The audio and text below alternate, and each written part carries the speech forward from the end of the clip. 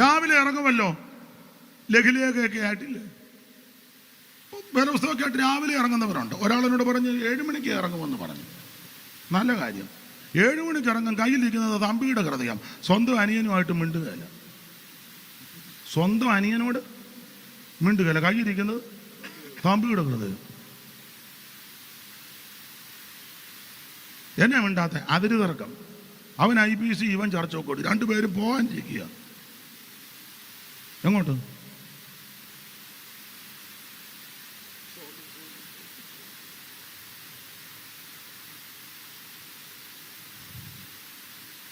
രണ്ടു കൂട്ടരും പോവുക.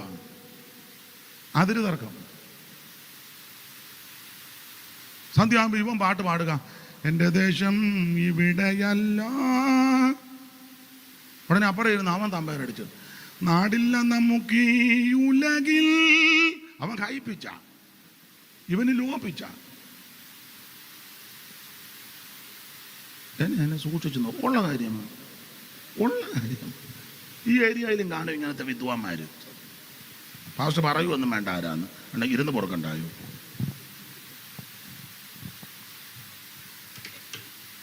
എന്റെ സുവിശേഷം അറിയിക്കുന്നവൻ സുവിശേഷത്തിന് വിഘ്നം വരുത്താതിരിക്കേണ്ടതിന് സകലതും പൊറുക്കണം.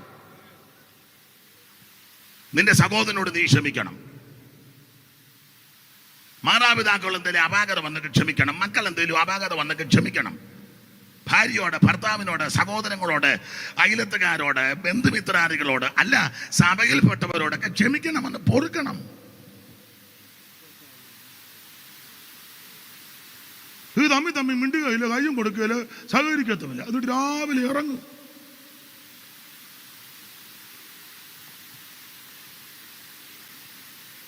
എന്നെ എല്ലാവരും എടുക്കപ്പെട്ടോ, അനക്കമൊന്നുമില്ല. ദൈവത്തിന് മഹത്വം, ദൈവത്തിന് മഹത്വം. പൊറുക്കണേ, ക്ഷമിക്കണേ. തെറ്റ് ചിലപ്പോൾ അവരുടെ ഭാഗത്തായിരിക്കും. നീ പുസ്തകം എടുത്തുകൊണ്ട് നടക്കുന്നയാളാ, നീ ക്ഷമിക്കണം. നമ്മളാ ക്ഷമിക്കണ്ടേ. മാതൃക യേശു. വിവരിക്കുന്നില്ല. അറിയാം എന്ത്, ഞാനെന്തിനാ ഇതൊക്കെ എല്ലാം പഠിച്ചു വെച്ച് വന്നിരിക്കുക.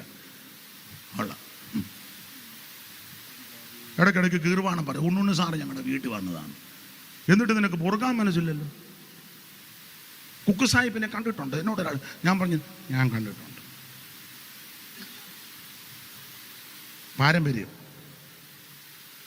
നല്ല കാര്യം, നേരത്തെ ഇറങ്ങിയല്ലോ, വലിയ കാര്യം. പക്ഷെ പൊറുക്കാനൊരു മനസ്സുണ്ടോ?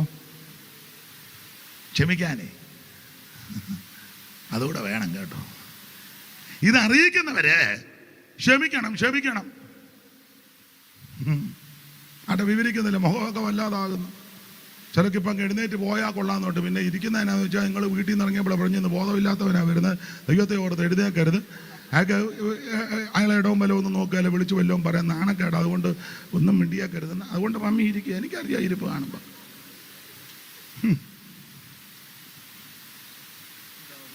ക്ഷമിക്കണേ. ക്ഷമിക്കാൻ മനസ്സില്ലാത്തവരുണ്ടെങ്കിൽ ഇന്ന് രാത്രി ക്ഷമയോടെ വേണം തിരിച്ചു പോകാൻ. നിരപ്പ് പ്രാപിക്കണേ, കൈ കൊടുക്കണേ, മിണ്ടണേ, സ്നേഹിക്കണേ. ദൈവ സ്നേഹമാ. കാണുന്ന സഹോദരനെ സ്നേഹിക്കാത്ത ആരാ? കാണാത്ത ദൈവത്തെ സ്നേഹിക്കുന്നേ.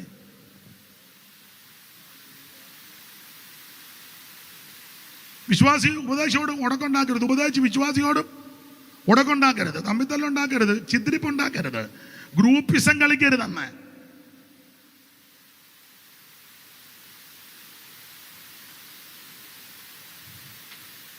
ആട്ടെ, വിവരിക്കുന്നില്ല. 22 വായിച്ചോ ലീന, ആ അധ്യായം തന്നെ. ബലഹീനന്മാരെ നേടേണ്ടതിന് ഞാൻ ബലഹീനർക്ക് ബലഹീനനായി, ഏത് വിധത്തിലും ചിലരെ രക്ഷിക്കേണ്ടതിന് ഞാൻ എല്ലാവർക്കും എല്ലാമായി തീർന്നു. സുവിശേഷത്തിൽ ഒരു പങ്കാളിയാകേണ്ടതിന്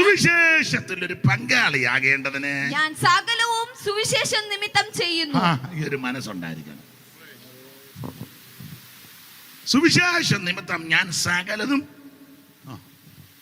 ഈ യോഗം കഴിയുമ്പം ആ കസാര ഒന്ന് അടുക്കി വെക്കാൻ സുവിശേഷ നിമിത്തമാണ്.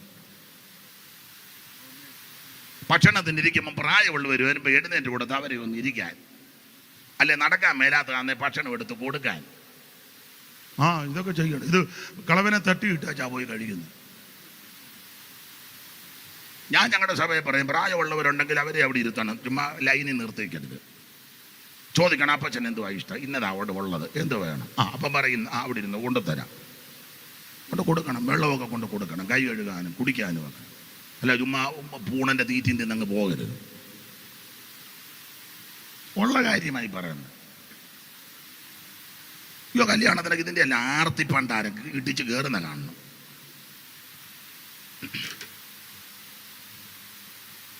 പ്രായമുള്ളവരെയൊക്കെ ഒന്ന് ബഹുമാനിക്കണേ. എനിക്കിതൊക്കെ പറയാൻ നല്ല പ്രാഗൽഭ്യമുണ്ട്. അതാണ്ട് ഞങ്ങളുടെ സഭയിൽ ചോദിച്ചു നോക്കും, ഞാൻ അങ്ങനെയാണ് എല്ലാ ആഴ്ചയിലും എല്ലാവർക്കും ഭക്ഷണമുണ്ട്, ഞാനോട് കൂടി എല്ലാവർക്കും വിളമ്പിയും കൊടുക്കും. ഉണ്ടാക്കാനും ഒക്കെ കൂടും. അത്യാവശ്യം കഞ്ഞിയും ചമ്മന്തിയൊക്കെ ഉണ്ടാക്കാൻ എനിക്കറിയാം. നിങ്ങളെപ്പോലൊന്നും വലിയ മിസ്സിസ് കെ മാത്യു ഒന്നുമല്ല. എന്നാ മാമ പറഞ്ഞു? ഏതാണ്ട് പറഞ്ഞു അവിടെ ഇരുന്ന് എന്തോ ഗുരുക്കൊപ്പിച്ചു. ദൈവത്തിന് മഹത്വം. വിളമ്പിയും കൊടുക്കും. എല്ലാ സൺഡേയിലും വരുന്നവർക്ക് ഭക്ഷണമുണ്ട്. കൃപയാൽ കൃപ ഇന്നും ഉണ്ടായിരുന്നു. എല്ലാവരും കഴിച്ചെന്ന് ഉറപ്പ് വരുത്തിയേച്ചേ ഞാൻ കഴിക്കുകയുള്ളൂ. എല്ലാവരും അങ്ങനെ ആകണമെന്നൊന്നും ഞാൻ പറയല്ല, എൻ്റെ സാക്ഷ്യമാണ്. ചില മാസന്മാരുണ്ട്, അവരുടെ വീതവും മേടിച്ചുകൊണ്ട് നേരെ പോയിരുന്ന് അങ്ങ് വിശ്വാസിച്ച് കഴിച്ചോ കുടിച്ചോ ഒന്നും വിഷയമല്ല. സ്വോത്ര കാഴ്ച മേടിക്കും. ചില കൺവെൻഷനൊക്കെ ചെന്ന് വഴിയിൽ നിൽക്കുന്നവനൊക്കെ ഇന്ന് വിരിക്കുക. ഇവിടെ പിന്നെ സ്വോത്ര കാഴ്ച ഇല്ലായിരുന്നല്ലേ, എടുത്തോ ഉണ്ടായിരുന്നു. നേരത്തെ എടുത്തെല്ലാം വെച്ചിരിക്കുക. എന്നാ അത് എൻ്റെ കൊണ്ട് കിട്ടുമോ, ഒന്ന് പിടിച്ചോ. ഞാനോടത്തില്ലായിരിക്കുമോ. അല്ല ചെറുക്ക് മേടിക്കാനറിയാം, കൊടുക്കാൻ. കൺവെൻഷൻ കഴിഞ്ഞവർ വെള്ളം പോലും കൊടുക്കുകയല്ലേ യുവമാര്. എടാ കുറഞ്ഞ പക്ഷം ഒരു കാപ്പിയും 3 അല്ല 4 ദിവസം 5 ദിവസം അങ്ങ് പിരിക്കുകയല്ലേ. വലിയ വിലയിൽ നിന്ന് 2 സ്വോത്ര കാഴ്ചയാ അങ്ങ് പിരിക്കുക. മേടിക്കാൻ മാത്രം പഠിച്ചാൽ പോരാ, കൊടുക്കാനും കൂടെ അതൊക്കെ പഠിക്കണം.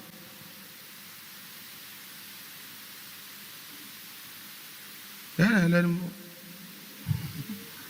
സ്തോത്രം. സ്വോത്ര കാഴ്ച എടുക്കാൻ തോക്കുമായിട്ട് ഓടുന്നത് പോലല്ലേ ഓടുന്നേ. ആട്ടെ, ഞാൻ വിവരിക്കുന്നില്ല.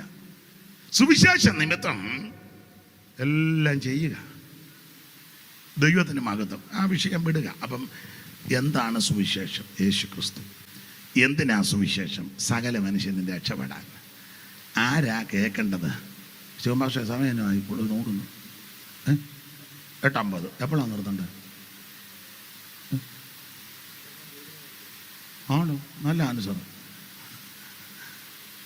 അങ്ങനെ ആണെങ്കിൽ മിക്കവാറും 12 മണി വരെ പോകും. പിന്നെ വിഷയം പോയിട്ട് കിടക്കുക. ഞാൻ പെട്ടെന്ന് നിർത്താം. നല്ല മനസ്സിന് നന്ദി. അപ്പൊ ശ്രദ്ധിച്ചേ. ഇപ്പൊ നിങ്ങൾ ചിന്തിക്കുക, നിങ്ങൾ രണ്ടുകൂടി ഇരുന്നാണ് ഞങ്ങൾ പോവാന്നായിരിക്കും. നിങ്ങൾക്ക് വേറെ തൊഴിലൊന്നുമില്ല, ഇങ്ങനെ ഇരുന്നാൽ മതി എന്നപ്പോൾ പുള്ളിക്ക് അങ്ങനെ ഇരുന്നാൽ മതി, എനിക്കിങ്ങനെ പറഞ്ഞാൽ മതി, ഞങ്ങൾ പോകാമെന്ന് അവർ ചിലപ്പം പറയുമായിരിക്കും. പറഞ്ഞില്ല ഹൃദയത്തിലെങ്കിലും ചിലരുടെ ചിന്ത വന്ന് കാണും. പിന്നെ ഇതൊക്കെ ഇരിപ്പ് കാണുമ്പോൾ എനിക്കറിയാവും. അപ്പൊ എന്താ സുവിശേഷം? യേശു ക്രിസ്തു. എന്തിനാ സുവിശേഷം? സകല മനുഷ്യനെ രക്ഷപ്പെടാൻ. ആരാ കേൾക്കേണ്ടത്? സർവ്വസൃഷ്ടികൾ, സർവ്വജാതികൾ. എങ്ങനെയാ ഇത് പറയേണ്ടത്?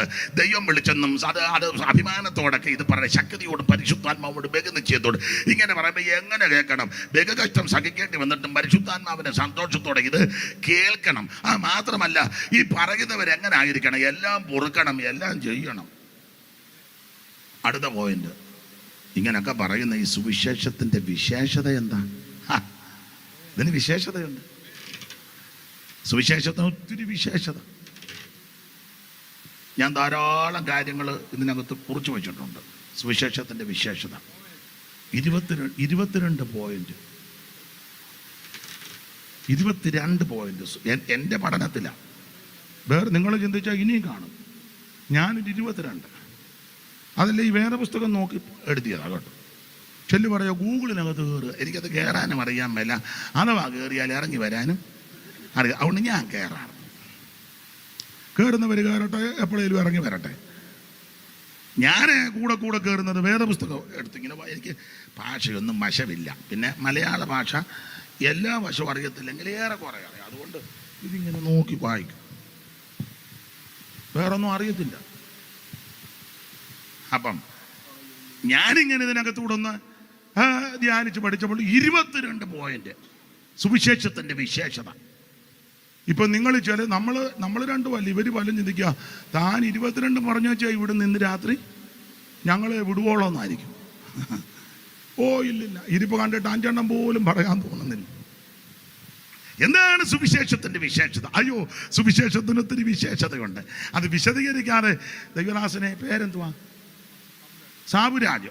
ലീന നിങ്ങൾ രണ്ടും മാറി, നിങ്ങളുടെ കയ്യിൽ ആ മായിക്കും. അതുകൊണ്ടാണ് വേറെ വായിക്കുന്ന മൂച്ചുള്ള പെണ്ണുങ്ങളുണ്ട്, അവരും പമ്മിയിരിക്കുക. നിങ്ങൾക്ക് മായിക്കുള്ളത് കൊണ്ടാണ് അവരിങ്ങനെ അടങ്ങിയിരിക്കുക. അപ്പം നിങ്ങൾ രണ്ടും ചാടിയാടാന്ന് വായിക്കണം, കമ്പിവാചകം പോലെ. എന്താണ് സുവിശേഷത്തിൻ്റെ വിശേഷത? ഒന്ന്, ഇത് രക്ഷിക്കുന്ന മാർഗമാണ്.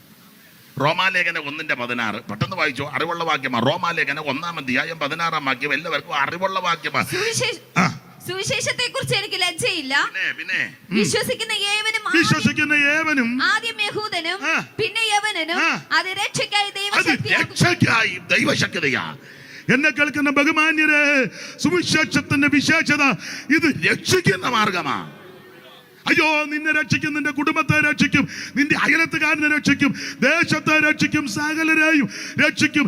രക്ഷപ്പെടാൻ ഒറ്റ വഴി, ഒറ്റ വാതിൽ, ഒറ്റ മാർഗം, അത് സത്യ സുവിശേഷം. മറ്റൊരുത്തനും രക്ഷയില്ല.